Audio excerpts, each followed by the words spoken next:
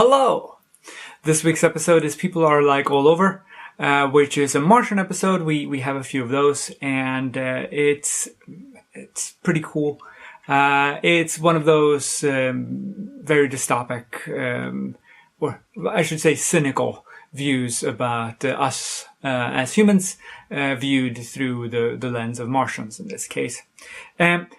A few notes. The spaceship is huge. I mean, it is really fantastically huge. The area within it is just this one big space, which means that you can have all these stuff, flown everywhere. If you had made compartments into it, of course, it would look nothing this dramatic, and you wouldn't have people dying from falling across the room like that. They say they're 35 million miles from Earth, which is fairly approximate to the closest orbit of Mars. Mars, of course, can be on the other side of the sun, which would make it 400 something million kilometers away. But they're on the close orbit, and so that actually checks out, as opposed to some of the other times they do astronomical math in this show, and they just throw out a number that seems huge.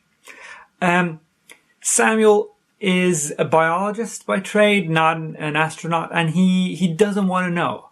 He doesn't have an inquisitive sort of mindset to him, which is strange. I don't think anyone would be sent on a mission to Mars if they didn't actually burn to know more and be curious. I guess that could be picked up in a personality test somewhere. I think so. He just opens the door, of course, because is there air? We don't know. That's from another movie. But of course there is. And people are like all over. So of course there's air. Humans are fairly much alike all over. There's a man, he has an inoculation scar on his arm. This was fairly common, because when you got an inoculation on your upper arm, you got this very particular looking scar. I haven't seen it on people who got inoculated after the 60s, basically.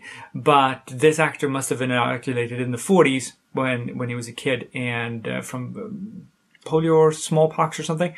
And it leaves that very distinctive scar. So they have that on Mars. Fancy. Now we know that.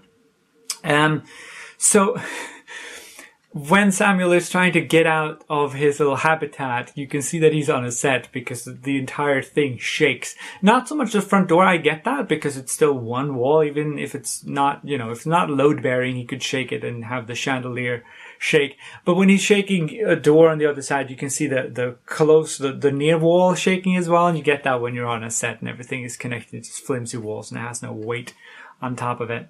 It's fairly difficult to pick up in a clip, but it's still there, and it's fairly annoying. Also, they didn't want to hold the camera on the sign because there's a motion on the camera. So the camera moves, they do a hard freeze, and then they move back up, which makes it look a bit jarring, but it lets you actually read the sign and not just go shake and then off again. The guy who plays Samuel, of course, veteran actor, and turns up in all sorts of places. He turns up, I think he's in Outer Limits as well. We'll see when we get there, I guess. And I hope to see you next time for some time travel. Oh, and we have a fade out. It's a nice little mask shot in the outro, or the intro for the next episode with Rod, and he actually fades away, which is lovely. It's a lovely little effect, and I'm happy they included it even in something as simple as the trailer. And I'll see you in 1880 for the start of our time travel, I guess. Take care. Bye.